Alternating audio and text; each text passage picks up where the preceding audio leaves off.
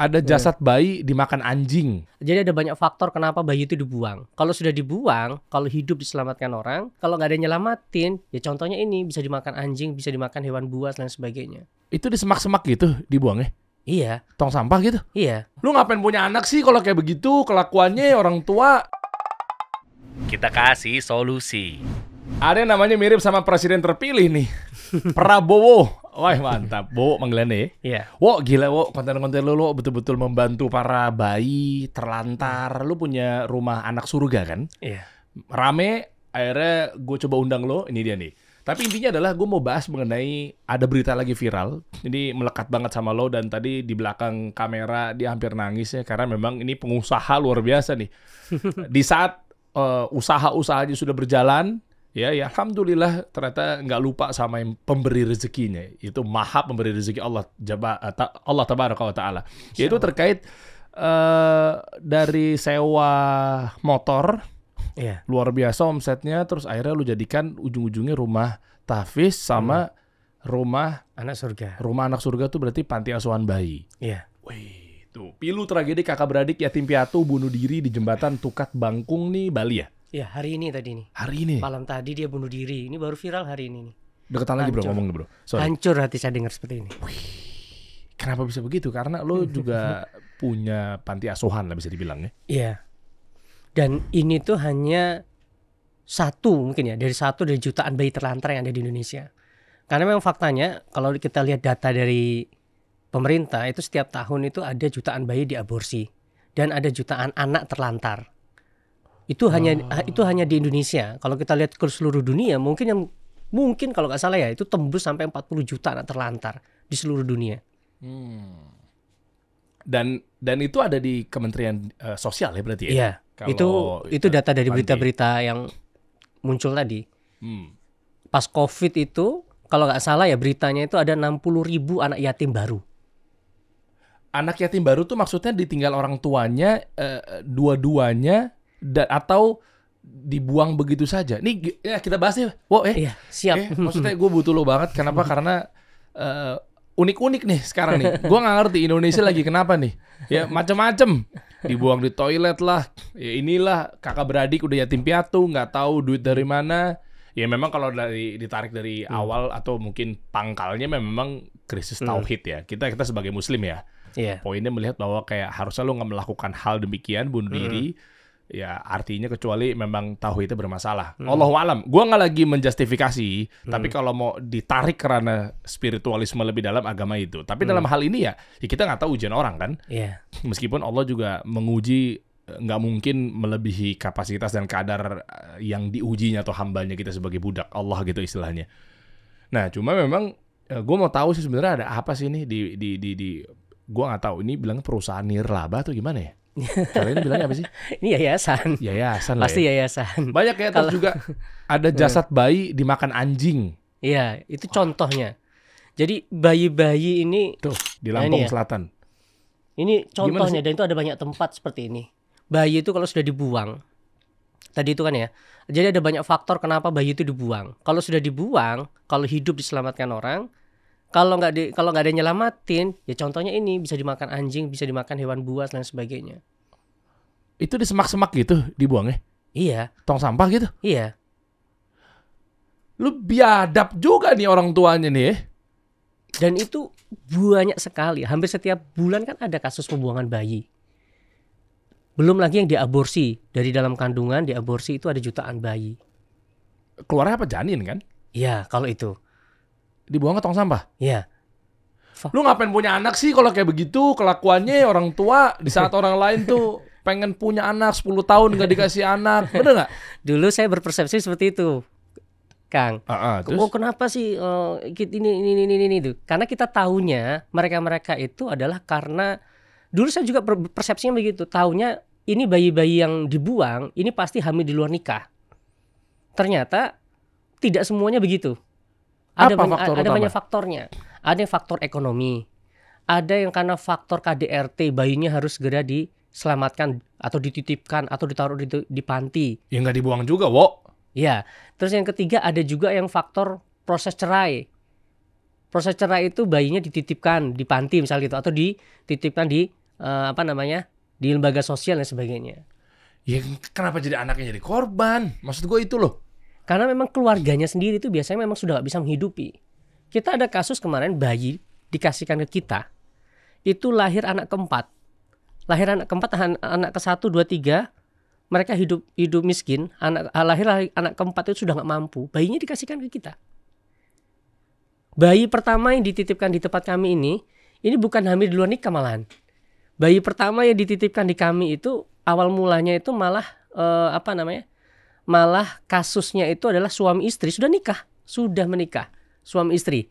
Suaminya kabur dengan selingkuhan, hutang atas nama ibunya, hutang bank itu, atas nama ibunya, motor ibunya dibawa kabur bareng selingkuhan. Ibunya dikejar-kejar debt collector, bayinya dikasihkan kita. Karena? Ya karena tadi ibunya harus kerja untuk bayar hutang ini, dikejar-kejar debt collector tadi. Ya karena kalau paralel nggak fokus ngurus bayinya malah jadinya akhirnya terlantar. Dan hutangnya berapa? Hanya sekitar 5 jutaan. Ya Allah. Tapi itu tadi ya, 5 juta bagi orang yang nggak mampu itu sangat besar. Itu bayi yang dikasihkan kita, itu bayi pertama. Yang kedua itu malah bayi yang dikasihkan ke kita itu dari panti bayi di Bandung. Namanya panti bayi Yafim. Di sana overload sudah nggak bisa nampung.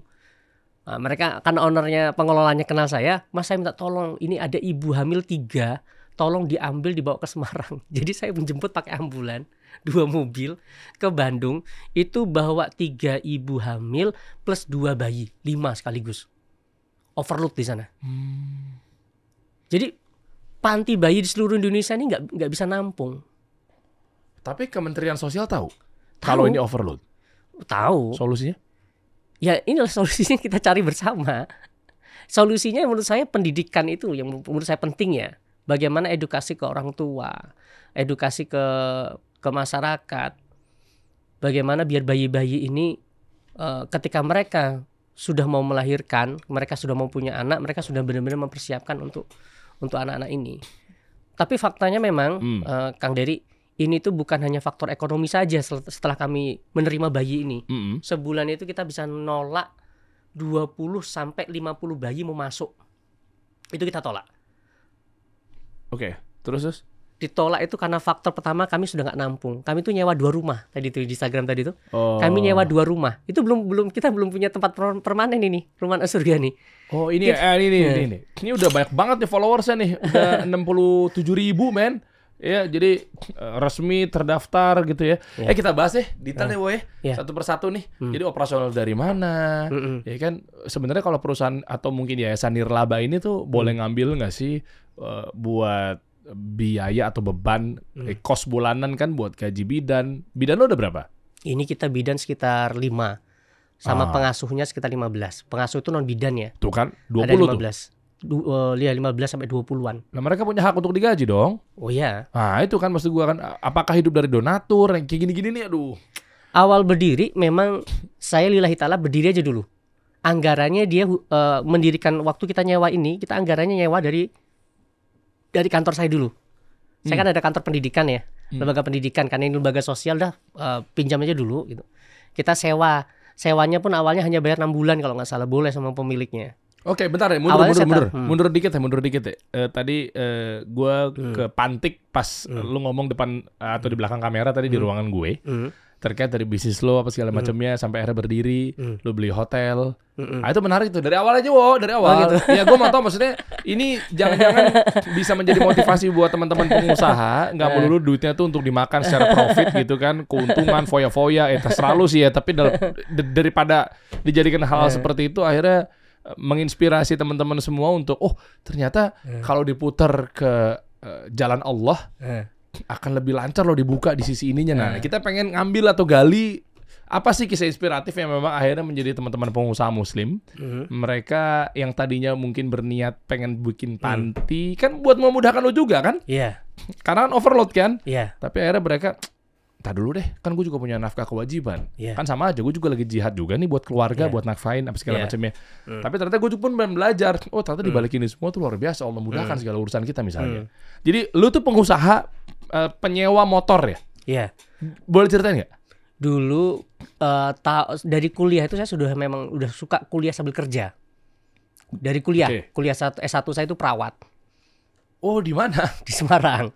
Oh, jadi ada backgroundnya Kesehatan. punya naluri. Iya. Oke. Kuliah Terus? S1 perawat. Selama kuliah itu saya memang suka kegiatan-kegiatan sosial dan suka jualan. Jadi teman-teman itu istirahat ke kantin, saya tuh ngirim-ngirim paket jualan gitu. Pernah juga menjadi satu-satunya mahasiswa yang kuliah naik sepeda buat jualan. sepeda ontel tuh. Oh. Bukan berarti saya nggak dibeliin motor, saya dibeliin motor, saya jual buat modal usaha. Dulu, memang jiwa-jiwa usahanya memang dari zaman kuliah. Oke. 2017 setelah nikah itu, Hmm. kami mendirikan rumah tahfiz. Rumah tahfiz khusus untuk anak-anak yang ketagihan game, ketagihan HP. Namanya Rumah Tahfiz Al-Fatihah. Cikal bakalnya kenapa? Kenapa lo pengen bikin itu? Karena pada saat itu orang berbondong-bondong bikin rumah tahfiz. Tapi masalah yang kami lihat di masyarakat adalah anak-anak itu gitu ya. Anak-anak itu lebih seneng main game ke tempatnya ke tempat bermain, ke Alfamart, ke Indomart misal gitu ya. Ke minimarket lah. Itu mood boosternya bagus. Tapi kalau diajak ke tempat ngaji, mereka mut-mutan. Mereka lebih seneng main game. Berarti ada something dong dengan lembaga ngaji. Akhirnya katanya bikinlah Rumah Tahfiz Al-Fatihah. Pendidikan Al-Quran untuk anak-anak yang ketagihan game, ketagihan HP. Wih, positioningnya Ngaji di niche situ banget ya. setiap hari dapat reward, dapat bintang dan sebagainya. Ternyata booming. 2019 terjadi COVID. Terjadi COVID itu kami sudah nyewa 16 rumah. Kami itu tipikalnya sewa. Sampai hari ini kami sudah nyewa 28 rumah di Semarang. Iya, modalnya dari mana, Wo? Maksud gue, kan lu punya usaha, abis itu lu bikin rumah panti. Iya. Rumah tahfiz. Itu kan ada modal. Dan Kalau- sementara itu kan nirlaba kan? Iya. Nggak boleh ngambil profit atau keuntungan, Nggak. ya kan? Nah, maksud gua apa yang bikin lo akhirnya punya banyak duit tapi lu putar ke situ dan lu belum tahu gamenya gitu loh? Kalau dari awal berdiri, yang ngelola pendidikannya semua istri saya. Memang Yang backgroundnya ngajar. guru. Dia emang dari SMA di Mesir. Oke. Dari SMA di Mesir, sempat kuliah di sana juga. Nah, dia ngajar dan sebagainya. Saya bagian manajemennya, bagian sosial medianya, bagian digital marketingnya lah, kurang lebihnya begitu. 2019 terjadi COVID itu, kami kolaps. Karena kan 16 rumah tak terpakai tadi. Nah, akhirnya saya sama istri, ayo kita tidur di kantor. Tidur di kantor Ya Allah. untuk bertahan. Waktu mendirikan rumah tahfiz ini pun kita berawal dari ini, jual mahar pernikahan itu. Jadi baru nikah 3 hari di Sumatera, kita langsung merantau ke Semarang. Karena saya pada saat itu 2017 mau nyelesain S2 kan. Nah, karena kita saya mau nyelesain S2, dia yaudah kamu ngajar aja lah, bikin rumah tahfiz yuk gitu. Ternyata uang kita udah nggak ada. Akhirnya mahar yang saya kasih tadi dilepas sama dia, dijual buat bayar kontrakan rumah tahfiz tadi. Itu Gini, dulu. Iya. Itu awal-awal merintis itu. Tapi kan lu juga punya kewajiban untuk nafkahin istri. Kita juga bekerja mencari nafkah juga hal yang diwajibkan untuk lu biayain bini lu apa segala macam kan, Iya. buat mikirin diri sendiri Ya, juga karena kan penting juga, Wo. Ya karena dulu baru pindah kan. Baru pindah, saya sudah bayarin kontrakan 6 bulan.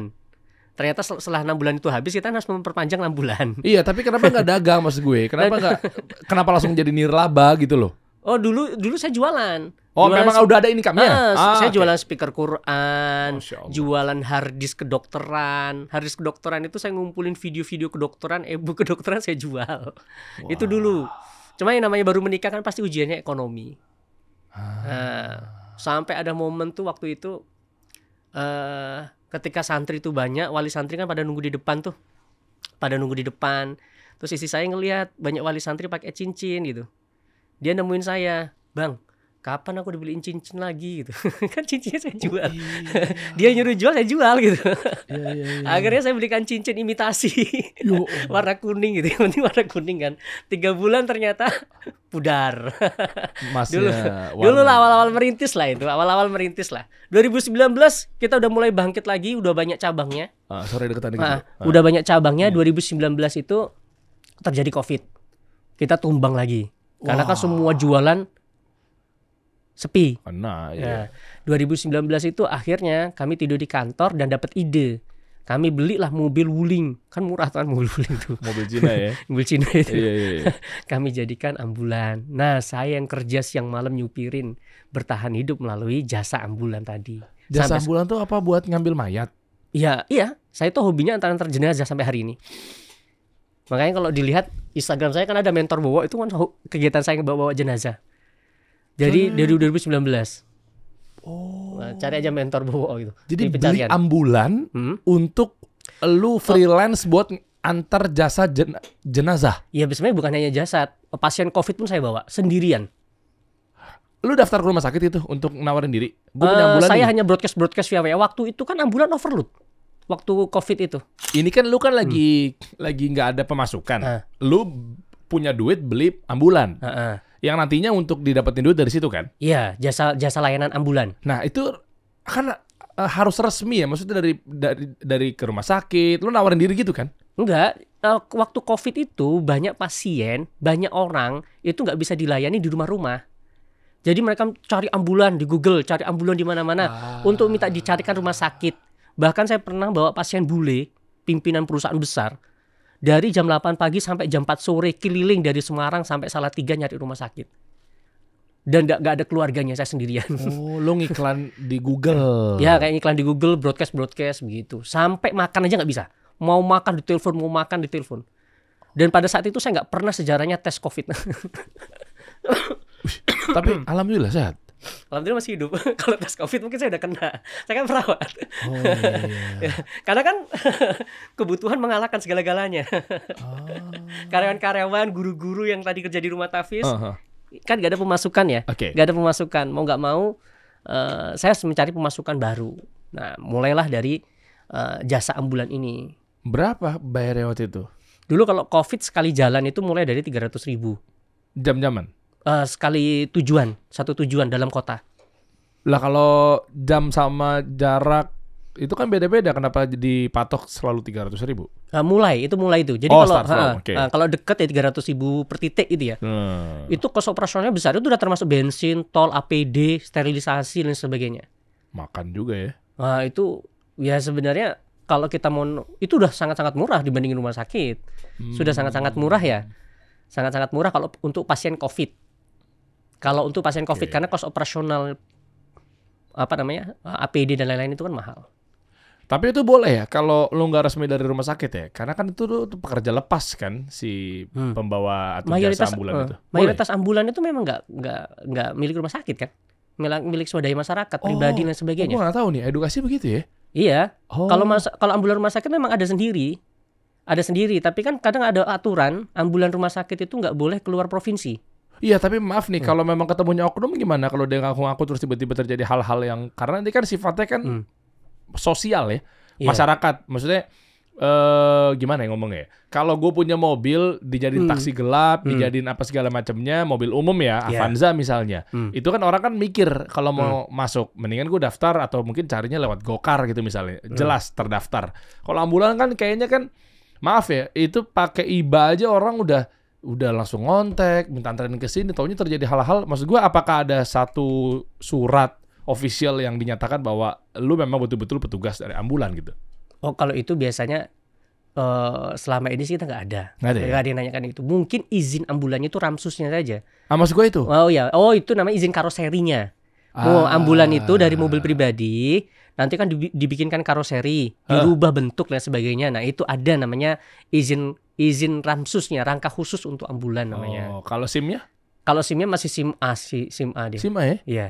Oke, anyway lanjut. Abis itu tahan berapa lama? Kan COVID nggak lama tuh. Abis itu mobilnya diapain? Terbengkalai dong? Sampai hari ini masih ada. Bahkan saya itu pernah nganter jenazah 4 hari 4 malam ke Medan, ke Danau Toba.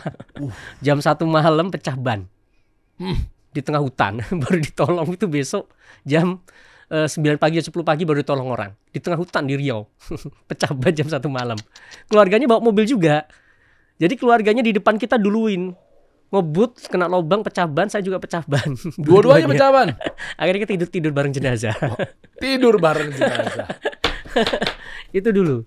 Banyak sekali lah momentumnya. Menurut saya healing terbaik itu bawa jenazah. Karena setelah bawa jenazah itu hidup tuh jadi plong.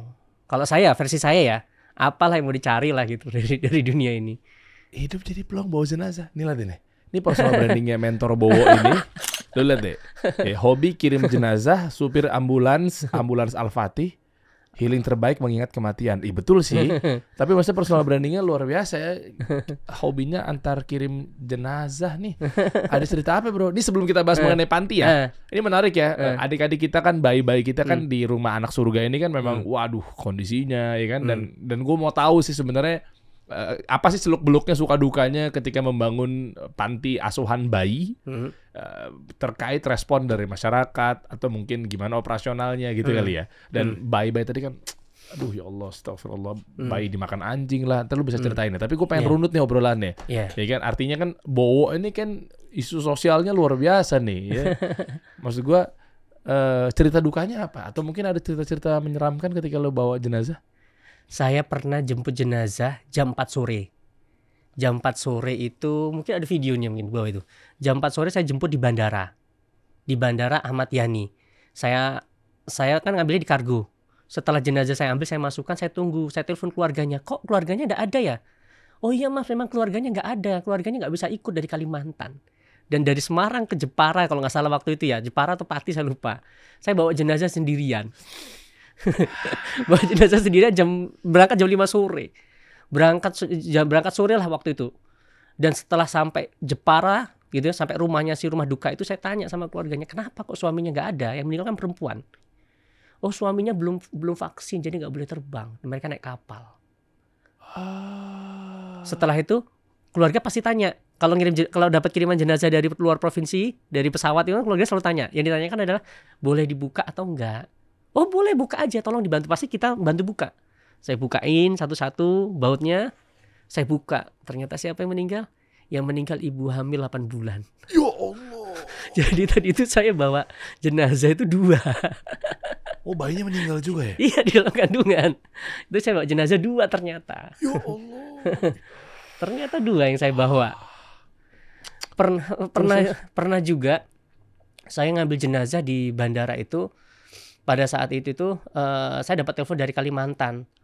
Ini mas, saya kan ada 2 ambulan ya. Yang satu ambulan yayasan, yang satu ambulan Semarang ya. Yayasan itu gratis.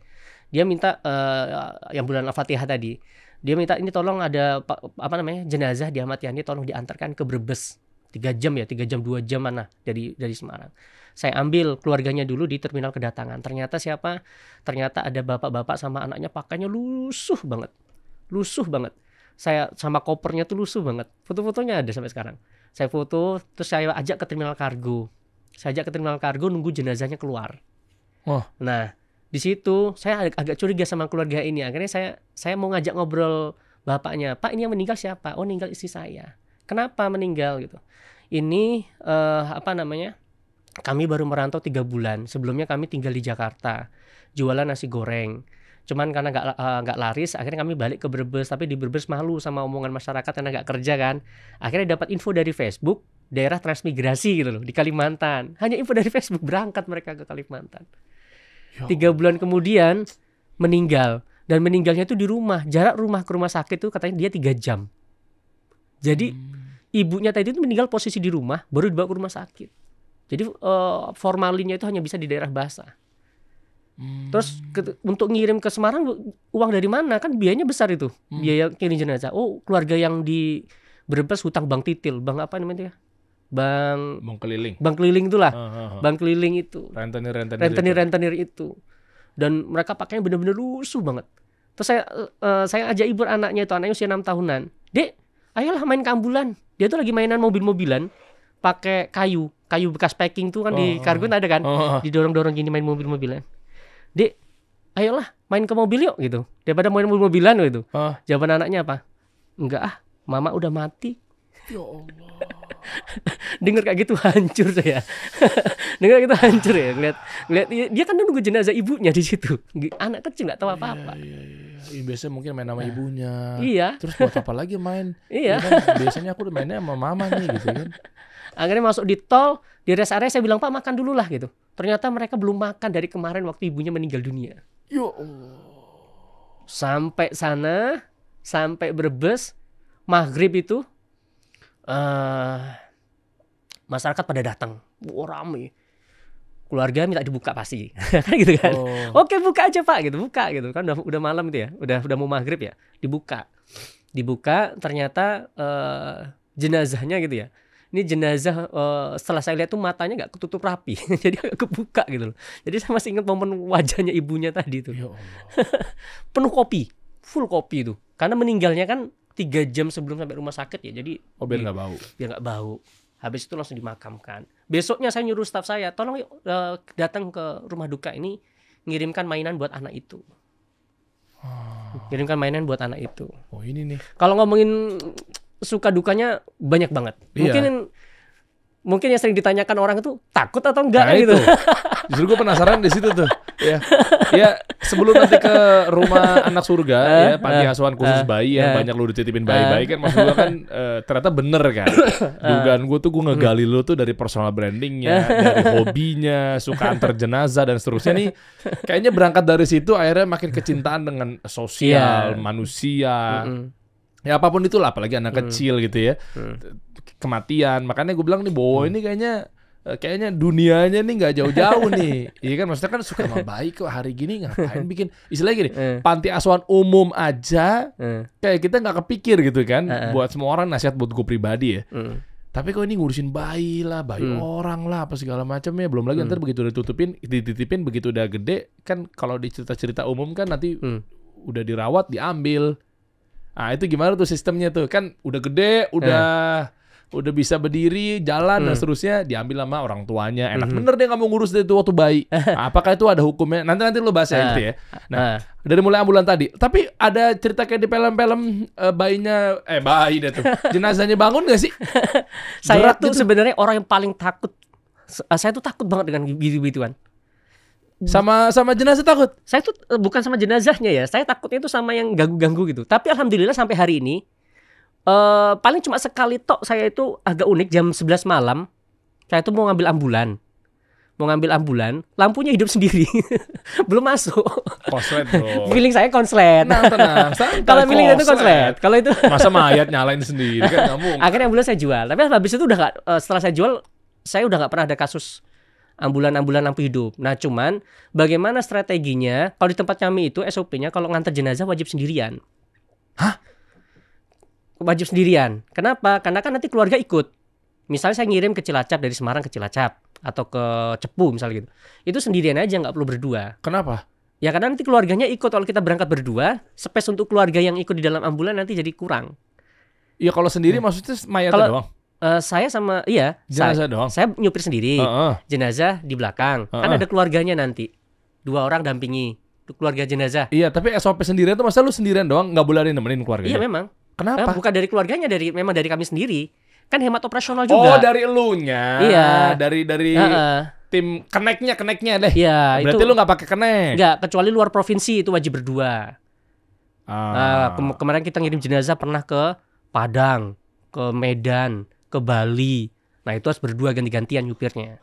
Jemput dari rumah atau dari rumah sakit? Biasanya dari rumah sakit kalau keluar provinsi. Rumah sakit ya, berarti rumah sakit nggak ada ambulan ya? Ada tapi nggak banyak ya? Ya ada, tapi biasanya nggak boleh keluar provinsi memang aturannya. Oh, makanya pribadi. Ya, dia harus pakai ambulan swasta. Oke. Begitu. Terus cerita-cerita yang tentang mayat bangun gitu, jenazah bangun itu ada Biasanya nggak sih saya ada nggak sih? kalau malam gitu kan, Heeh, malam habis ngantar jenazah atau subuh habis ngantar jenazah, pulangnya pasti sendirian. heeh. Karena keluarga kan sudah turun. Iya. Nah, itu strateginya kalau saya biar nggak takut, sambil nyupir saya dengerin musik. Nah, terus spion tengah itu wajib diputar balik ke depan. Atau diajukan ke belakang. Wah, jangan lihat ke belakang lah.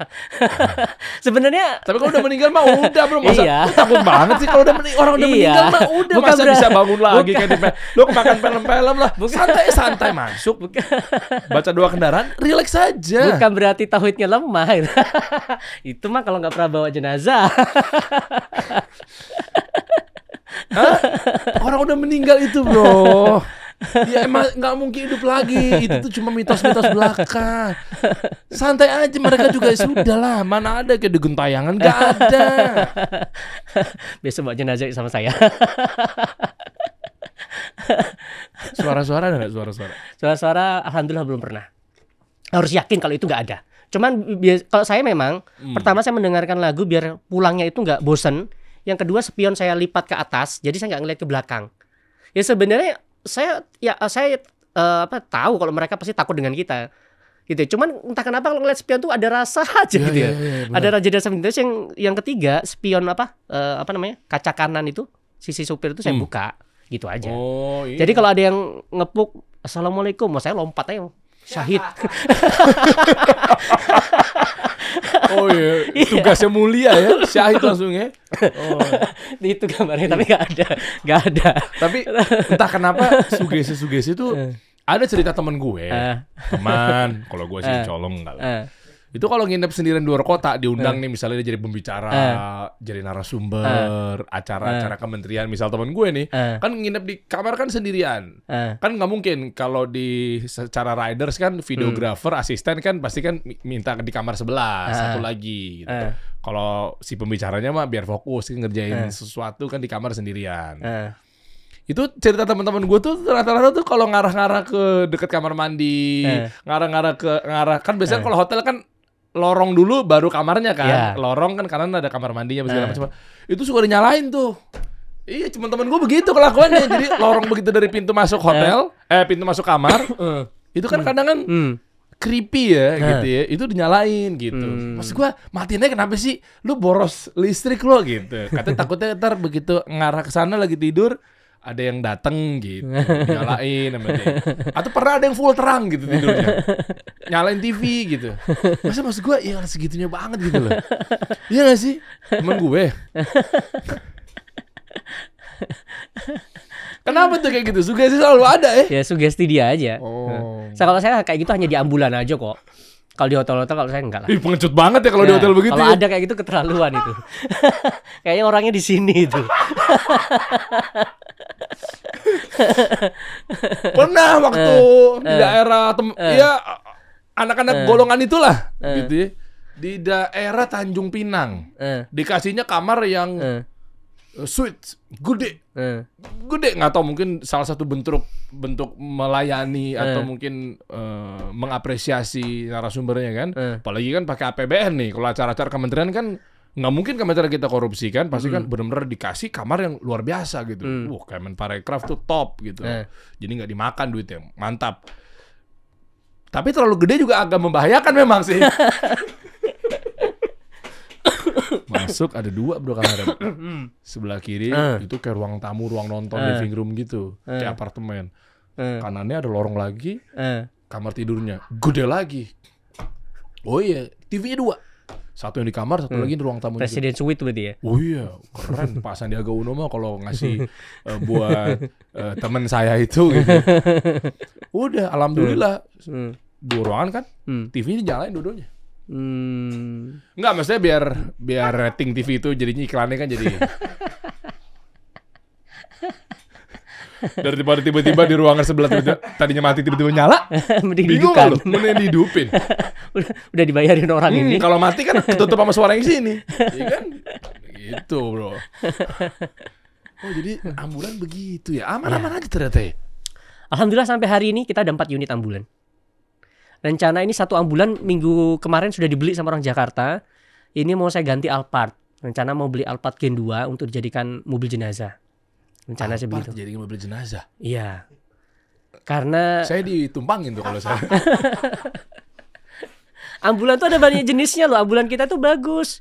Jenazahnya tuh ada seat belt-nya. Jenazah itu pakai seat belt walaupun dia ya kalau dia pas lompat dia nggak lompat lah. Kan ada kurung batangnya. Iya. Emang mau lu nanti meninggal lu dibawa ambulan kena lubang lompat kena kurung. Oh iya bukan. Tadi dulu nih ini potong-potong viral nih. Kesana gue kayaknya nggak ada toleransinya banget nih, nggak ada sosial banget ya sama mayat nih. Tadi dulu. Maksud gue kan di dalam situ kan iya. Berat juga dan kan di dalam kurung batang. Kenapa di seat belt? Ya biar dia nggak gerak kemana-mana. Emang bisa gerak gitu ya? Lah kalau kena lubang otomatis kan benda itu kalau nggak diikat pasti kan lompat. Kalau kena lubang kita dalam perjalanan, maka ada seat belt-nya. Kalau di tempat kami itu ya kerandanya itu ada seat belt-nya.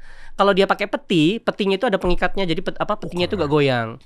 Gue nggak tahu sih, belum nyobain sih jadi jenazah sih. Maksudnya ternyata bisa lompat gitu ya? Iya. Oh dia nggak padat gitu ya? Ya ambulannya kita itu multifungsi. Jadi kalau orang sakit dia pakai stretcher tempat tidur biasa. Kalau kita bawa orang meninggal pakai keranda, kita ganti keranda. Oh, kita nggak. Jadi stretchernya itu, Dimas cobain dulu.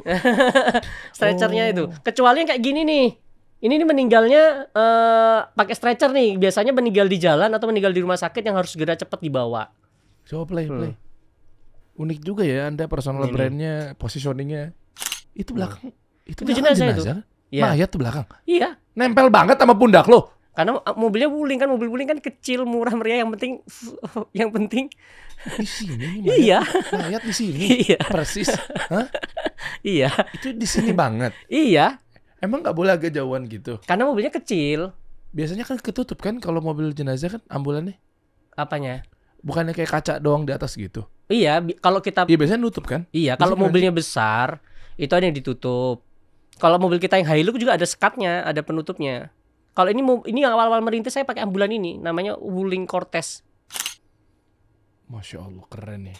Ini. Semoga Allah balas dengan kebaikan. Bowo keren banget nih memang profesinya nih. Nah, dari sinilah kami mengasuh anak yatim. Waktu COVID itu kami sering membawa pasien. Mohon maaf ya, pada waktu itu saya punya persepsi pribadi. Semua pasien yang saya bawa ke rumah sakit COVID itu rata-rata meninggal. Saya punya persepsi pribadi kalau kena COVID jangan dibawa ke rumah sakit gitu loh. Karena saya selalu dapat kabar hari ini misalnya saya jemput bapak-bapak.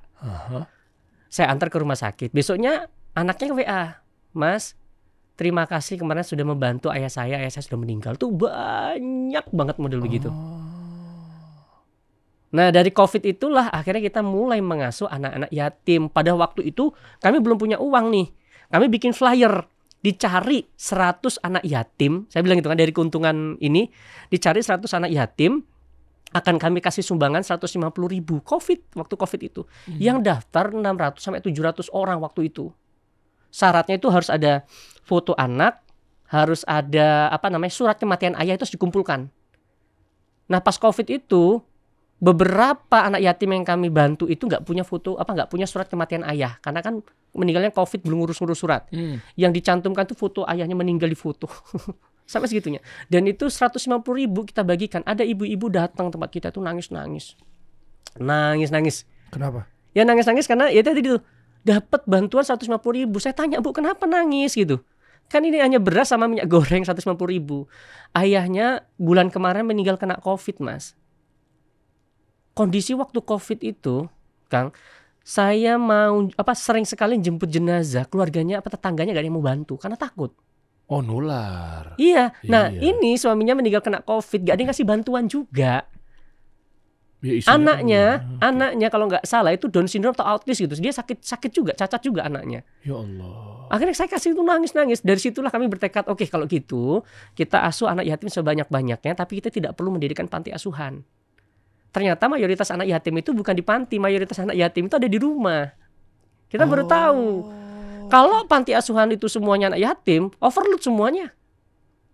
Karena memang faktanya anak yatim itu di rumah. Orang tua itu, ibu itu, walaupun hidup susah, dia nggak tega menaruh anaknya di panti asuhan. Makanya kami sering ngajarin teman-teman semua, kalau mau ngasuh anak yatim, tanya sama Pak RT, sama Pak RW, sama Pak Lurah. Data yang ayahnya sudah meninggal siapa saja, mintakan surat kematian ayah kan ada. Jadi syaratnya dapat bantuan tuh surat kematian ayah gitu. Nah, kami ngasuh itu sampai tahun ini gitu. Mungkin dari situlah mulai akhirnya brand image di masyarakat sudah mulai kuat persepsi di masyarakat tuh kalau ada anak yatim datang aja ke Al-Fatihah misalnya gitu. Yayasan kami yang pendidikan tadi datang aja ke Al-Fatihah. Bahkan sampai ada ibu-ibu dari pagi sampai sore datang ke rumahnya ke rumahnya dokter. Dari pagi sampai sore ketemu tetangganya, "Bu, ada apa?" "Oh, kemarin waktu kami di rumah sakit, katanya kalau perlu apa-apa datang ke rumahnya Pak Dokter." "Oh, Pak Dokternya lagi keluar kota. Ada apa, Bu?" "Ini anak yatim kami itu lagi butuh pampers." Dia itu minta pampers ke rumah dokter itu. Tetangganya ngomong apa? "Datang aja ke Al-Fatihah." gitu.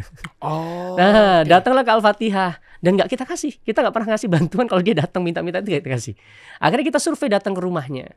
Sama tim saya itu disurvei. Ternyata yang datang ibu-ibu tadi pakai motor butut, dia nunggu seharian hanya minta pampers, itu bukan ibunya. Ternyata dia ngelola dia menghidupi 3 anak yatim. Suaminya meninggal dunia dan dia bukan ibunya, dia bibinya. ibunya anak-anaknya kabur. Ya Allah.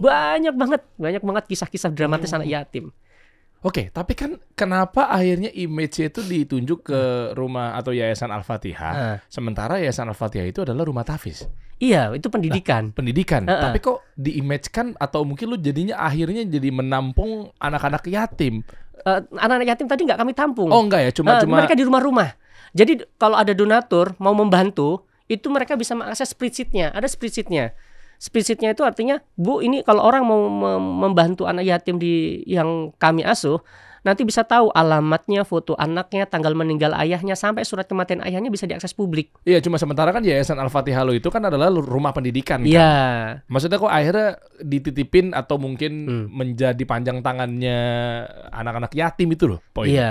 Kenapa? Ya takdir Allah aja lah. Allah. Kalau saya sih persepsinya, mungkin dari sinilah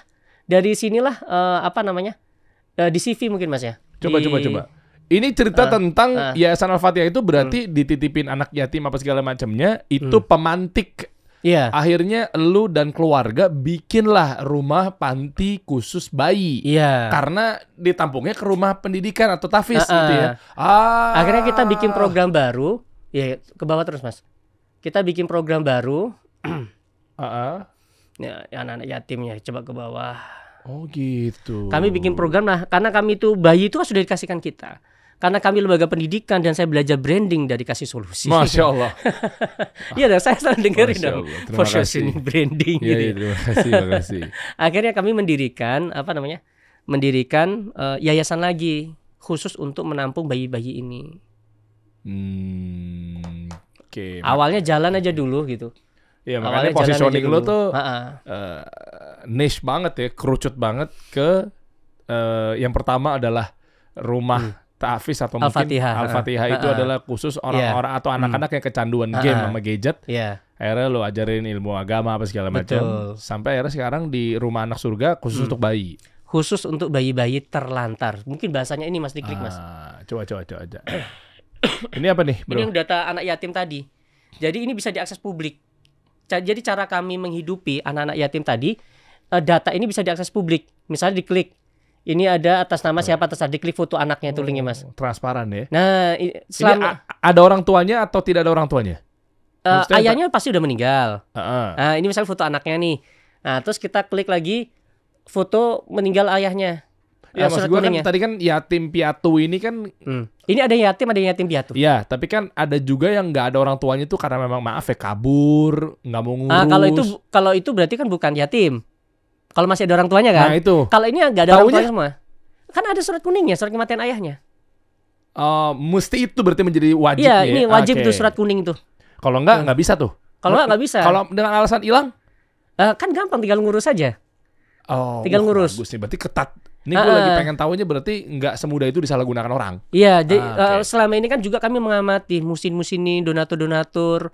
Ketika mereka membantu anak yatim, pertanyaan mereka betulan yatim atau enggak? Itu. Nah, kalau ini kita kasih datanya. Dan ini kita sharingkan juga ke banyak yayasan. Ayo kita bantu anak-anak yatim sebanyak-banyaknya tanpa harus mendirikan panti asuhan. Keren. Karena sebagus-bagusnya panti asuhan, ketika mereka nanti dewasa, itu kadang mungkin tidak sedikit juga anak-anak itu mengalami HDR, harga diri rendah. Kalau sekolah ini ada sebutannya anak panti. Iya. Paham ya? Oh, dulu aku tuh anak panti. Gak berani dia cerita kemana-mana. Kamu dulu tinggal di mana kecilnya, sekolah di mana? Dia malu mau cerita, aku dulu tinggal di panti gitu. Paham ya? Makanya kami selalu mengajarkan kalau kita membantu mereka tidak harus mendirikan panti asuhan. Begitu juga dengan rumah anak surga. Rumah anak surga kan brand pantinya itu di sosial media, Google Map itu kan harus misalnya gitu ya. Kalau di lokasinya langsung di rumah anak surga kan kata-kata panti asuhannya itu gak ada. Oh, malah gak ada ya? Gak ada, hanya ada rumah anak surga saja. Tujuannya apa? Tujuannya biar anak-anak ini nanti andaikan mereka dewasa, mereka itu maksimal kan hanya 5 tahun ikut kita. Habis itu? 5 tahun itu mereka diambil lagi sama orang tuanya. Yang di panti bayi tadi ya. Itu hanya 5 tahun, ada 2 akad. Akad pertama, mereka hanya dititipkan 3 sampai 5 tahun. Akad kedua diserahkan seumur hidup ikut kita. Rata-rata? Rata-rata dititipkan 5 tahun. Maaf nih, itu bukan menjadi stigma negatif ya, polemik bahwa kok enak banget ya numpang hidup. orang tuanya maksudnya. Iya, kalau Nggak apa-apa tuh. mohon maaf ya, emang ada orang tua mau menitipkan anaknya di lembaga sosial? Saya rasa nggak akan ada. Semua mereka itu yang menitipkan punya apa namanya ya, punya masalahnya masing-masing. Misalnya begini, minggu kemarin kami kedatangan bayi satu dititipkan di kita, bukan diserahkan ya, artinya hanya dititipkan 3 tahun. Kasusnya apa? Dia sudah punya suami, baru lahir kandungan usia 3 bulan, suaminya ditangkap polisi kasus narkoba. Setelah bayinya lahir ternyata sumbing. Ibunya harus kerja ngidupin adiknya anak pertamanya akhirnya nggak bisa sekolah karena suaminya ditangkap polisi di penjara. Ibunya harus kerja, bayinya sumbing, bayinya dititipkan kita.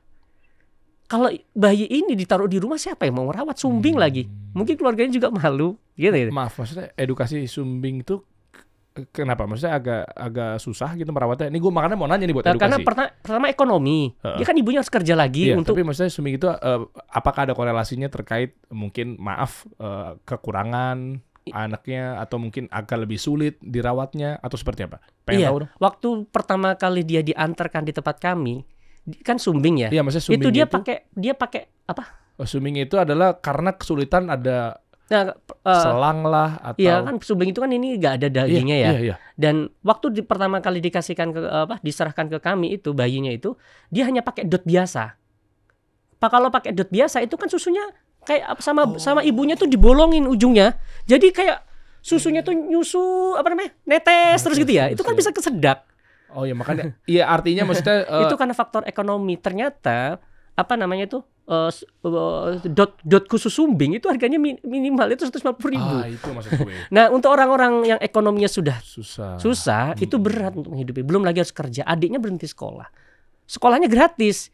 Tapi kan untuk antar jemput gitu ya, untuk jajannya dan lain sebagainya kan belum bisa. Ya artinya tadi gue pengen tahu kalau kondisi anak sumbing itu berarti kan effort sangat gitu ya, sulit, kos atau biaya juga dikeluarkannya jadi lebih banyak 2 kali lipat. Masalah tadi pengeluaran, jadi kalau susunya terlalu banyak keluar juga akhirnya jadi mubazir dan makan biaya lagi gitu-gitu kan ya. Ternyata agak lebih effort, makanya gue belum tahu di edukasi itunya, ternyata segitunya ya. Wah kasihan, Masya Allah nih, pahalanya luar biasa nih Bowo nih. Semoga Allah balas lo dengan kebaikan nih. Dan dititipin itu memang nggak melulu susah. Ada juga yang maaf nggak mau ngurus anak, oknum-oknum orang tua, ada nggak? Saya rasa sampai hari ini kami belum menemukan itu sih, belum pernah menemukan itu. Biasanya sih itu kan ada banyak faktor ya. Ada yang faktornya tadi tuh suami ekonomi, suaminya di penjara. Ada lagi kemarin kasusnya itu yang benar-benar ditelantarkan tidak ada kok. Malah dulu itu ada ibu muda dari Padang ke Semarang itu kasus kekerasan seksual. Rencana setelah melahirkan bayinya dikasihkan ke kita, diserahkan. Setelah ngelihat bayinya dia nggak tega, dibawa pulang lagi. Walaupun bayi kasus kekerasan seksual. Maksudnya apa sih, perkosaan? Iya. Guru ngaji. Ya Allah. Kasihan banget saya ngelihatnya. Duh, dosanya kayak apaan gitu orang guru Guru ngaji diperkosa. Bahlul ente. Itu dibawa pulang lagi. Kasusnya macam-macam. Saya rasa nggak ada satupun mereka ibu yang nggak pengen merawat anaknya, nggak ada. Kasusnya ada banyak sekali. Ada lagi mahasiswi dan mahasiswa kedokteran semester 8. Sama-sama kedokteran. Melahirkan. Kalau ini statusnya belum nikah. Melahirkan. Hamil di luar nikah? Iya. Bayinya dititipkan di kita. Dititipkan nunggu sampai mereka wisuda. Setelah wisuda mereka mau menikah. Dua-duanya dokter nih? Dua-duanya dokter. Wow. Dua-duanya dokter. Dan bayi itu bisa kami terima. Rata-rata bayi yang kami terima itu kalau memenuhi syarat. Dan pasti memenuhi syarat ya. Yang kami tolak itu rata-rata syaratnya nggak terpenuhi. Contoh? Sebulan tuh kami nolak 25 sampai 50 bayi. Nah, syaratnya itu yang berat adalah menurut saya yang mereka akhirnya pada nggak bisa kami terima adalah kami mewajibkan neneknya si bayi itu harus tahu. Neneknya si bayi. Kenapa maksudnya? Kok jadi nenek? Karena biar ibunya si ibu ini tadi yang melahirkan bahwa tahu kalau anaknya melahirkan. Oh, ibu kandungnya. Iya, biar tahu bahwa neneknya tuh ini anak lo nih, ngelahirin nih gitu ya. kan. Nah, itu rata-rata nggak mau ngasih tahu data ibunya. Data neneknya si bayi ini nggak dikasih tahu. Karena takut kalau di luar nikah. Ya, itu akhirnya kita tolak. Tapi sebenarnya dilema kita itu nanti bayi ini akhirnya diaborsi. Biasanya diaborsi, dipaksa keluar. Dilema serba salah. Kita tuh serba salah di posisi itu. Kalau kasusnya ini kita serba salah. Bukan aborsi itu pas lagi masih kecil ya? Emang kalau udah besar, udah 9 bulan diaborsi gitu? Ya kayak dikuret. Karena kasus-kasus aborsi yang viral-viral di klinik-klinik itu yang banyak daging, banyak tulang kecil-kecil itu kan dikuret, ditarik dia. Dipaksa ditarik tulangnya satu-satu. Astagfirullah. Dikuret namanya. Kalau nggak salah namanya itu ya. Jadi datang dalam keadaan hamil tua, hamil besar, Ya, terus kalau diskusi, ini kalau aku lahir ntar aku titip sini ya gitu ya? Ya, bahkan ini banyak sekali yang nge-WA ke admin kami itu, boleh nggak numpang lahiran doang? Terus? Jadi itu kasusnya mereka itu, mohon maaf, biasanya itu mahasiswi. Mau lahiran di kos-kosan, nggak mungkin. Mau lahiran di rumah sakit, mungkin malu. Mau ngasih tahu orang tuanya juga malu. Akhirnya apa, dia nge-WA kami, boleh nggak numpang lahiran? Itu biasanya nggak kita izinkan. Minimal dia ada hati mulia bahwa bukan membenarkan tindakan di hamil luar nikahnya ya, tapi minimal dia ada tindakan, ada upaya tidak mengaborsi. Iya. Cuman itu tadi, mereka nggak ngasih tahu orang tuanya. Terus lu nggak terima? Ya nanti kita jadi tempat penampungan bayi-bayi seperti itu. Karena dari banyaknya bayi, ini bayi anak terlantar itu kan ada jutaan ya. Datanya dari pemerintah ya. Yang diaborsi ada jutaan setiap tahunnya. Yang terlantar ada jutaan. Dengan bayi dengan sebanyak ini gitu ya. Harusnya siapa yang nampung kan gitu. Kalau kami sendiri nggak mungkin bisa. Dengan banyaknya urgensi, akhirnya kami pilihlah mana-mana yang sekiranya bisa kami tampung. Nggak semuanya bisa kami terima. Makanya target kami ke depannya kita bisa beli tanah yang lebih luas agar bisa menampung lebih banyak. Bukan udah beli hotel? Kalau hotel itu 2021 atau 2022 akhir lah, saya lupa itu. Ceritanya apa kok beli hotel bukan untuk investasi tapi beli hotel untuk panti, itu keren banget, Wo. Oh, bukan dijadikan panti, dijadikan pondok. Oh, pondok rumah Hafiz itu, rumah Hafiz. Namanya Hotel Karantina Quran, buat mondok dengan fasilitas hotel. Kenapa jadi, hotel? 2019 waktu Covid itu kami kami kan nyewa 16 rumah, kolaps. Rumah tahfiz gak ada ngaji kan gitu. Guru-guru pada gak dapat gaji dan sebagainya. Akhirnya kami mulai pelan-pelan funding gitu untuk membangun kantor, bangun rumah tahfiz, berhasil. Tapi setelah kami hitung-hitung dengan membangun, dengan dibandingkan dengan beli hotel, setelah kami cari-cari di marketplace, waktu Covid itu ya, kok lebih murah beli hotel ya kayaknya ya gitu. Iya. Waktu Dibanding Covid, mendirikan gedung baru. Oh, ya, karena asetnya turun ya kalau pas lagi mau dijual tuh. Covid itu kan Covid kan nggak ada habis. Nah, kami ngelihat banyak hotel dijual. Oh, iyalah. Nah, kami carilah hotel di Bandungan. Di Bandungan tuh kawasan kayak puncak gitu, ada 65 hotel. Ada satu hotel diiklankan. Kami datang, Bu, betul nih dijual gitu. Ketemu anaknya. Cuman anaknya waktu itu gak yakin ketemu kita. Karena kami pakai wuling datangnya. Brand image-nya jelek sekali pakai wuling ini. Anaknya soalnya cerita sama saya setelah kami transaksi. Tahu gak Mas gitu? Awalnya saya tuh gak ragu loh Mas, hotelnya dibeli kamu gitu. Datang pakai wuling. Memang Rasis personal branding itu luar biasa ya, bisa menimbulkan. Ternyata mobil itu penting memang. Battle of perception, perangnya persepsi itu dari situ. Iya, penting banget. Saya baru tahu pun dari situ. Wulingnya ambulan lagi ya? Wulingnya konveri ya dulu. Dulu setelah 6 bulan kita beli wuling lagi. Kita tuh memang aliran wuling karena memang budget kami punya bisa beli wuling. Gua sebagai keturunan Cina tersinggung nih. Kenapa image Cina nih? Ya memang itu sih. Karena murah meriah kan. Bekas-bekasnya kan murah. Bagus. Oke. Bekas-bekasnya murah. Nah, terus akhirnya lu beli hotel tadi harga berapa di appraisal? Di appraisalnya sekitar 8M. Dan kami bilang sama ibunya pun alhamdulillah itu jodoh ya. Jodoh sudah ditawar banyak orang 4M, 3M gak dilepas. Ketemu kami, Bu, kami gak punya uang, cuma punya DP sekian. Boleh gak saya tempo 2 tahun perorangan? Ternyata ibunya setuju. Ibunya pakai feeling. Dan ternyata ibunya itu Bu Arum namanya ya. Bu Arum tuh ternyata dia setiap malam tahajud. Untuk? Setiap malam tuh tahajud, dia berdoa gimana caranya ngejual hotel ini tapi gak dijadikan hotel. Kan gak logik di kawasan perhotelan. Karena dia mungkin merasa hotelnya itu hanya 25 kamar. Tapi kalau pas malam minggu itu bisa terjual 50 kamar. Hei, hotel jam-jaman. Anda pelaku-pelakunya. Kok Paham ya? bisa-bisanya hotel 25 kamar, tapi pas di data omsetnya omset 50 sampai 100 kamar. Iya, kalau pas rame-ramenya. Berarti nggak dipakai satu hari lagi ke hotel buat nyewa harian. Bukan. Jam-jaman. Iya. Ada di mana dia? Airbnb Pak Oyo? Di sana memang mayoritas seperti itu. Di puncak. Ya, di Bandungan namanya, di Kabupaten Semarang. Dia seperti puncak lah gitu, seperti puncak di Bogor. Jam-jaman nih. Oh. Masya Allah ya, maksudnya Anda takutnya pemilik hotel menjadi panjang tangannya perbuatan-perbuatan yang gitu ya. Makanya dia berdoa tuh minta sama Allah. Ya Allah, nih aku udah melihat bahwa ternyata gelagat-gelagatnya aku nggak mau suudzon, tapi banyak bukti. Mana kok bisa-bisanya hotel kami dijadikan tempat peristirahatan sejenak gitu. Minta pengennya dijual tapi nggak dijadikan hotel itu nggak logik ya. Doanya kan nggak logik ya. Kan itu ada 65 hotel. mulia Bu Arum, keren Bu Arum. Dan saya ketemu Bu Arum itu uangnya 10% aja nggak nyampe.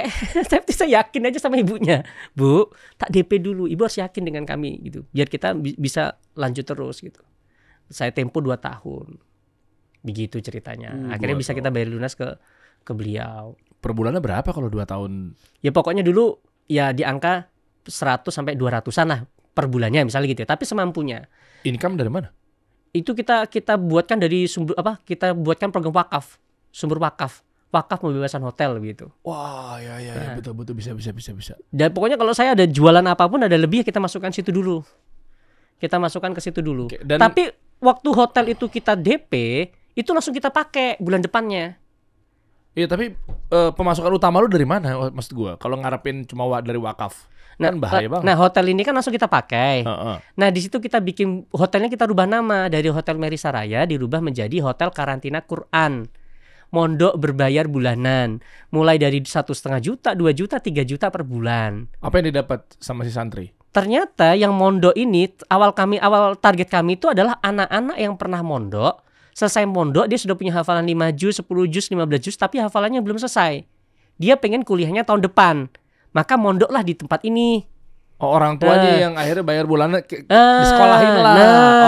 Di situ kan dapat sumber pemasukan lagi yang bisa kita bisa kita untuk membayar hotel ini. Setelah kami buka, marketnya semakin luas. Kami baru tahu apa itu, ternyata ibu-ibu yang kena proses KDRT, proses cerai itu pada mondok di Hotel Karantina Quran untuk menenangkan diri dan sebagainya.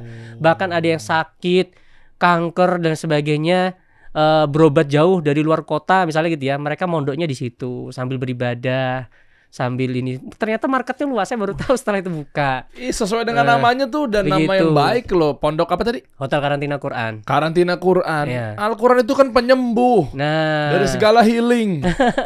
Healing yang akurat tuh itu yang bisa dekat dengan Allah, ya umroh, haji, dekat dengan Quran. Itu kan healing-healing yang sesungguhnya gitu. Oh, Masya Allah. Akhirnya berjalan berapa lama? Akhirnya sampai lu putuskan untuk bikin rumah panti bayi. Panti bayi itu 2023. Baru 8 bulan usianya. Oh, berarti 2 tahun berjalan di rumah Quran itu, karantina Quran, berarti lu bikin bayi. Itu tadi awalnya kami kedatangan satu bayi. Satu bayi itu yang tadi itu kasusnya namanya bayinya atas nama Ajeng. Boleh dibuka Mas, datanya masih ada cerita-cerita bayinya kalau mau dibuka itu. Bayi namanya juga Rans lagi. Di Google Drive tadi. Terus coba bayi apa? Bayi apa? Bayi pertama itu tadi tuh yang kasus suaminya kabur dengan selingkuhan, ibunya dikejar-kejar kolektor, dikasihkan kita. Bayinya. Ibunya hutangnya nggak banyak, kalau nggak salah 5 jutaan. Cuma karena dikejar-kejar kolektor, ibunya harus kerja jadi IRT, anaknya itu dititipkan ke kita. Hutangnya udah lunas? Udah lunas, dan alhamdulillahnya nggak nyampe 1 tahun bayi itu diambil. Boleh. Kita malah senang kalau bayi itu diambil. Cuma harus benar-benar selektif. Kalau nggak selektif nanti kesannya kini kayak penitipan bayi gratis. Iya. Harus benar-benar kita identifikasi betul. Itu malah memang harus kita kembalikan ke orang tuanya. Oh, peraturan atau izin dari panti itu begitu ya? Bukan peraturan dari izin, itu peraturan dari kami. Iya, tapi kalau dari Kementerian Sosial gimana? Kalau dari Kementerian Sosial memang peraturan Dinsos ya kalau nggak salah ya. Itu anak-anak yatim itu kembalikan dulu ke rumah. Jangan ditaruh di panti asuhan. Oke. Kalau di rumah nggak menampung, baru konsultasikan dengan perangkat setempat. Mungkin bisa taruh di pondok dan sebagainya. Nanti terakhir itu baru ditaruh di panti. Itu baru solusi terakhir. Oh. Itu baru solusi terakhir itu. Jadi nggak bermudah-mudah tiba-tiba panti, Iya. panti. Profil itu, Mas. Iya kan, maksudnya jadi membudayakan Iya. kita hidup homeless gitu loh. Iya. Udah taruh panti aja. Kesian mereka ini. Iya. Manusia loh ini loh. Hei, para orang tua, ini nasihat buat gue pribadi juga. Iya. Ini ya, namanya Pembayung Wilujeng. Ini bayi pertama ini. Oh, Masya Cantik Allah. dia, Masya gemuk, Allah. cantik. Orang tuanya tadi ya, yang Iya. apa namanya kasus apa perselingkuhan apa segala macam Iya. si bapaknya berarti ya. Iya. Setelah itu kami bikinkanlah TikTok, Instagram booming yang mau masuk itu banyak luar biasa dan kami baru tahu ini tuh sebenarnya masalah yang sangat besar yang perlu turun orang banyak, perlu turun dari pemerintah. Pemerintah mungkin juga sudah tahu ya. Tapi memang ya serba salah posisinya serba salah. Kalau kita siapkan panti bayi atau rumah anak surga, nanti kesannya semakin banyak orang meremehkan kehamilan gitu ya. Atau bagaimana, nanti pasti selalu ada persepsi-persepsi yang berbeda. Serba salah pokoknya. Dilematis ya. Dilematis Jadi kalau sekali. dengan banyak yang begini ajakan untuk bikin rumah panti apa segala macam, taunya maaf oknum-oknum pasangan-pasangan muda atau di luar nikah dan lain sebagainya, tenang udah titipin panti aja ntar anak kita deh. Iya. Udah nggak usah pusing, jadi kayak begitu, jadi tempat bersandar gitu loh. Iya.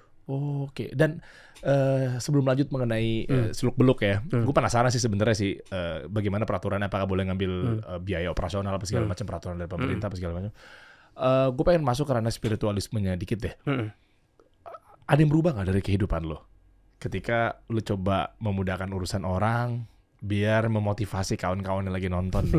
Kan mindsetnya ya maaf ya, mungkin nggak bisa disalahin juga, tapi agak kurang tepat kalau alasannya bahwa kayak yaudah gue mau sholat tapi jaminan kaya nggak? Tahu nggak sih gitu-gitu? Tahu yang gitu-gitu ya? Yaudah kalau gue sedekah tapi bener kan nih ntar Allah kasih? Maksud gue iya berdoa untuk minta kaya mah sah-sah aja. Cuma akhirnya disalahgunakan sama beberapa orang. Ya minimal mereka dapat motivasinya dulu deh, bukan membenarkan hal-hal yang negatif ya. Ketika lu mendirikan panti, biasanya kan kalau manusia nih, ini buat gue pribadi deh, kalau returnnya jelas, oke lah. Gue donasi, atau nggak sih gitu-gitu? Oke lah, gue nyumbang deh. Nah, ini bukti konkret langsung bahwa ada orang yang memang usahanya atau mungkin kehidupan sehari-harinya dekat dengan orang-orang yatim apa segala macam. Gimana, Bu? Before after deh. Kami ini dari dulu, dari sejak ngasuh anak yatim tadi itu nggak pakai kotak amal, nggak pakai celengan, nggak pakai proposal untuk mencari dana. Waktu rumah anak surga berdiri, ini pos pendiriannya juga kita masih pinjam dulu, udah jalan aja dulu. Fasilitas bener-bener ala kadarnya. Sekarang rumah anak surga ini udah pakai AC, pakai TV, AC-nya 3 satu ruangan. Sampai Dinsos Semarang, Dinsos Jateng itu datang sampai apresiasi sekali dengan kita. Sampai izin itu dikeluarkan. Nggak semua panti bayi izinnya dikeluarkan loh. Bahkan yang sudah 10 tahun pun nggak dikeluarkan. Alasannya boleh tahu nggak? Ya karena mungkin belum memenuhi standar. Standarnya apa sih?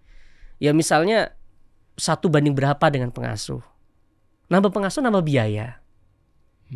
Kalau pihak pantinya belum bisa membiayai pengasuh bagaimana? Misalnya gitu. Kita izin alhamdulillah dikeluarkan. Cepet banget dikeluarkan oleh Dinsos. Berapa lama cepetnya? Ya artinya kita baru 4 bulan 5 bulan berdiri izin tuh sudah keluar. Karena boleh tahu nggak, edukasi aja, karena lo bidannya di atas rata-rata gitu. Ya kita maksudnya. pakai bidan, pakai perawat. Emang lainnya nggak ngelakuin hal yang sama? Nggak semuanya gitu ya, nggak semuanya mungkin. Tapi mayoritas panti yang mungkin sudah pengelolaan manajemennya sudah bagus, insya Allah mereka semua pasti sudah pakai bidan. Oke. Terus Sudah tempat pakai juga bidan. ditinjau ya tempatnya? Tempat ditinjau kesehatan dan sebagainya. Cuman yang saya rasakan sejak ada panti ini memang beda jauh. Kalau dulu kan ngelola pendidikan ya, ngelola yayasan pendidikan, ditinggal kemana-mana itu enjoy. Setiap tahun tuh saya mudik pulang ke rumah. Setiap tahun tuh rumah saya di rumah kampung, rumah orang tua itu kan di Riau, rumah istri di Padang misalnya gitu. Setiap tahun kami mudik. Baru tahun ini sejak merantau di Semarang saya nggak mudik. Karena Lebaran kemarin tuh nggak mudik. sibuk. Bukan sibuk gitu, karena saya kepikiran bayi-bayi ini nanti gimana. Masya Allah. Bayi-bayi, sampai saya izin dari ibu saya, cucu-cucunya saya mudikkan. Menantu mudik juga ke rumah mama. Tapi saya izin nggak mudik. Ya Kenapa? Allah. Karena harus memastikan bayi-bayi ini aman. Kan ada bidan. Bidannya kan pada cuti semua. 90% itu cuti libur lebaran. Oh, dia punya hak Nah, cuti juga. Cuti ya? juga, dan kami harus ngasih infal itu sehari itu 250.000 dikali 3 shift. Pokoknya seminggu tuh habis 20 jutaan lah hanya untuk ngasuh bayi-bayi ini. Belum lagi kalau nggak terpercaya gimana infal ya. Iya. Dan itu ya sebenarnya ya sudah ada manajernya, sudah ada Mbak Melisa, sudah ada Mbak Suci itu manajernya. Cuman ya kan kami juga yang bertanggung jawab. Kami juga harus bertanggung jawab. Mbak Melisa, Mbak Suci, semoga Allah balas kalian berdua dengan kebaikan nih. Amin.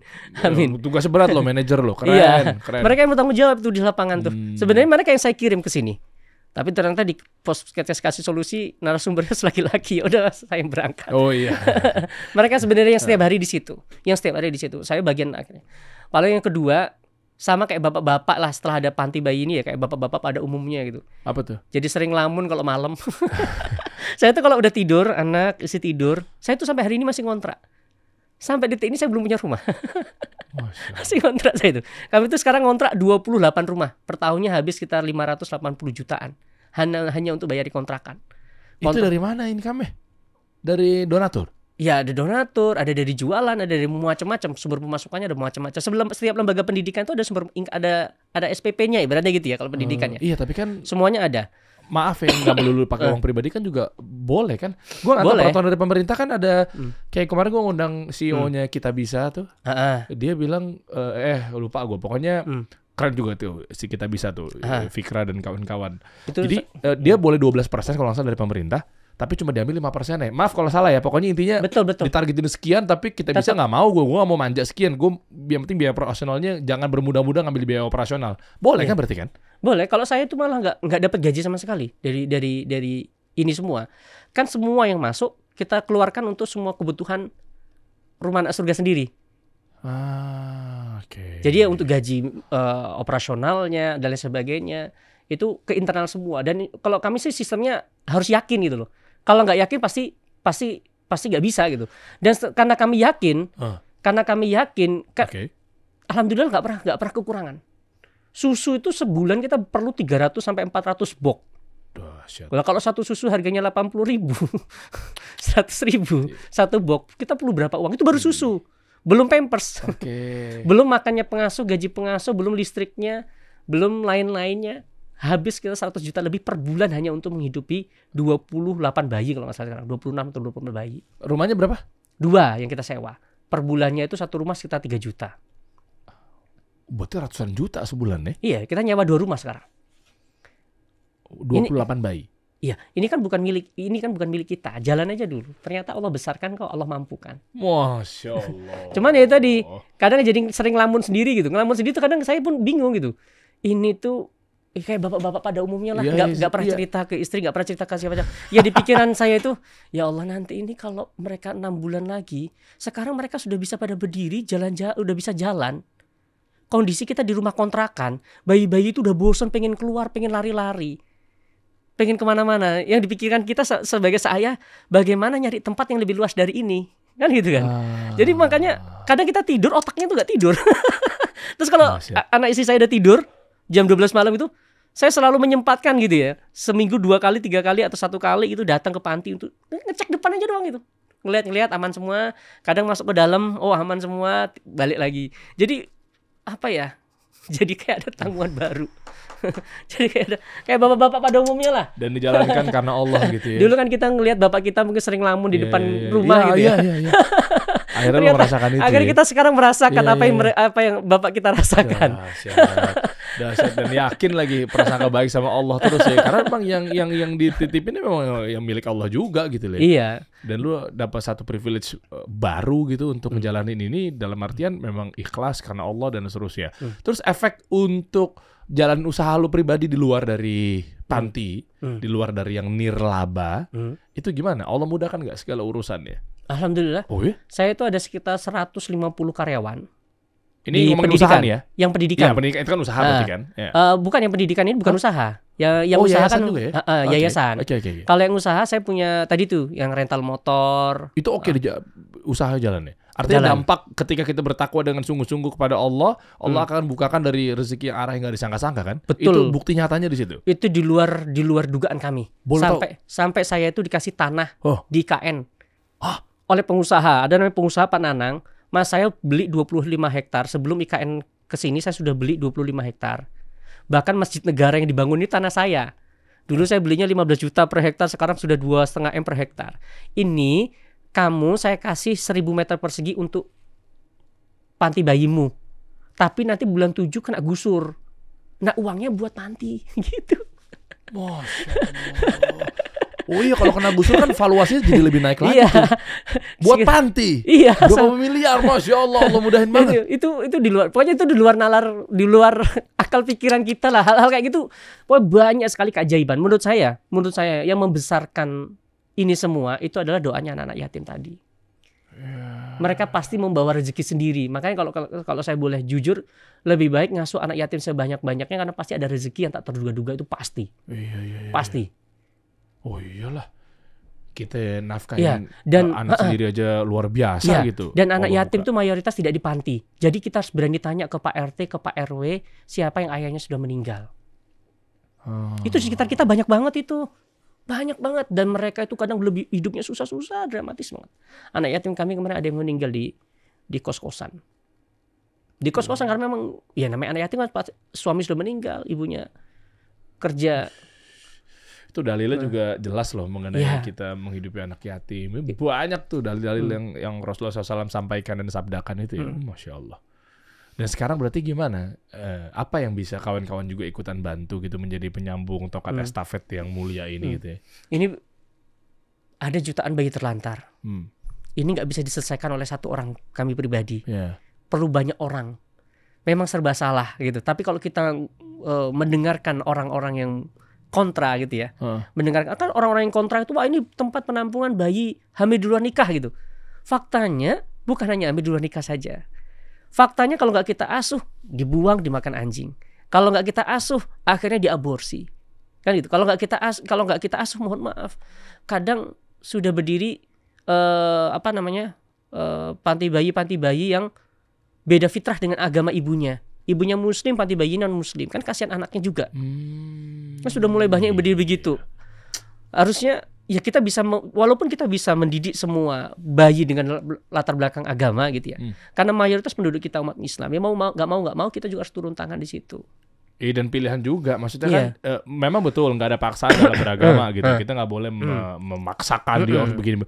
Bukan, tapi kan memang kalau kita punya hak lah masing-masing lah. Masing-masing aja, lakum dinukum waliyadin aja. Nah kalau memang ternyata jatuhnya dari tangan seorang muslim, ya pengen dong kita hidupi dengan gaya muslim gitu loh poinnya. Iya, betul. Kita juga sama pakai jilbab besar. Dan itu yang ngasuh kebanyakan santri di tempat yang rumah panti bayi itu, rumah anak surga tadi.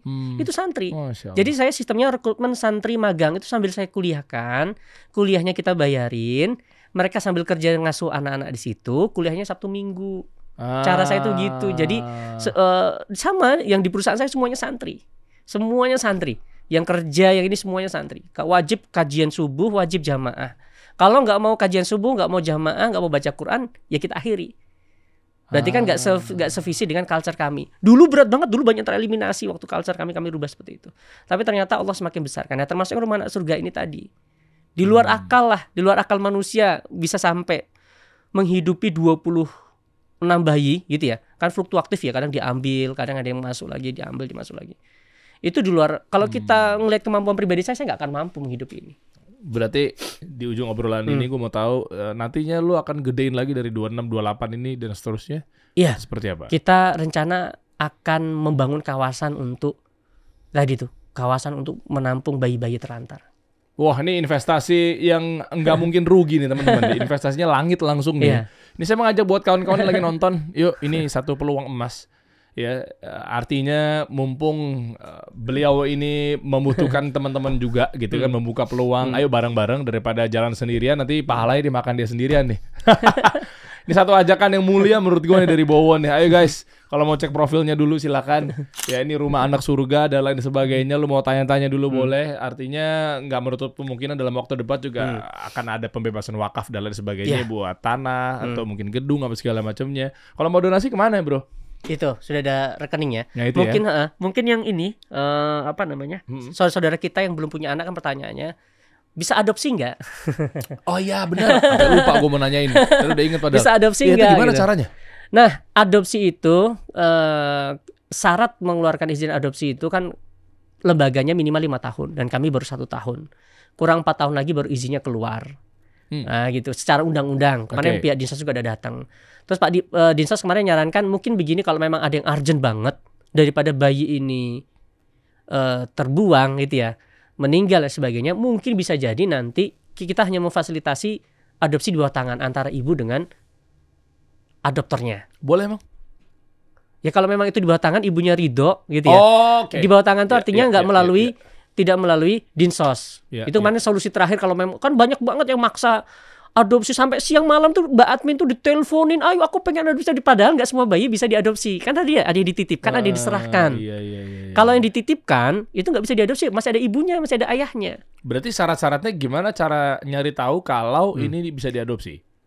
Kalau itu nanti kalau bayinya diserahkan kan kita tahu datanya. Oh ini diserahkan. Yang kedua biasanya ada misalnya kami udah nggak nampung, tapi ada ibu hamil pengen menyerahkan, nah kami sudah nggak nampung. Nah nanti mungkin kita memfasilitasi mencarikan adopter yang layak. Oh, kalau adopsi itu gimana? Sorry dipotong. Itu mereka bisa selamanya bareng gitu atau nanti dibalikin lagi pas sudah besar? Tergantung kesepakatan mereka dengan orang tuanya. Oh, oke. Tergantung kesepakatan mereka dengan orang tuanya mau bagaimana ke depannya. Tapi itu syaratnya juga cukup banyak. Cukup banyak itu selektif sebenarnya, bukan banyak ya. Sangat selektif karena yang nanti kita nilai itu adalah pendidikannya, agamanya sama ekonominya. Calon adopter itu, calon orang tua itu. Kalau Raffi Ahmad sama Nagita Slavina aman lah ya dari ketiga itu insya Allah. Ya tapi Rame juga tuh siapa? Lili siapa? Lili. Iya kan? Itu juga kan ada ekonomi tadi kan. Raffi insya Allah ya. Tapi kan sudah punya anak. Nanti ada salah satu syaratnya itu kalau syaratnya itu kalau nggak salah ya, kalau mau adopsi itu yang diprioritaskan yang belum punya anak menikah minimal 5 tahun. Oh, kalau kayak ada teman gue misalnya udah nikah 10 tahun tapi belum dikasih karunia Nah, anak itu diprioritaskan. Oh, Masya Allah, bisa tuh berarti. Iya, itu yang diprioritaskan seharusnya. Kalau sudah punya anak, kasihan orang tua yang belum punya anak. Kalau menurut saya sendiri, saya malah lebih senang bayi-bayi ini diadopsikan untuk yang diserahkan tadi itu. Kenapa? Dia punya hak untuk punya orang tua. Bisa jadi saya yakin sekali kalau kita selektif malah dia akan mendapatkan tempat yang lebih layak. Masya Allah. Mendapatkan tempat yang lebih layak. Ini baru ada ibu-ibu melahirkan di situ. Melahirkan di Rumah Anak Surga. Kasusnya adalah dia sudah punya suami. Ibunya kerja ke Bandung. Suaminya di Jawa Tengah. Jadi IRT.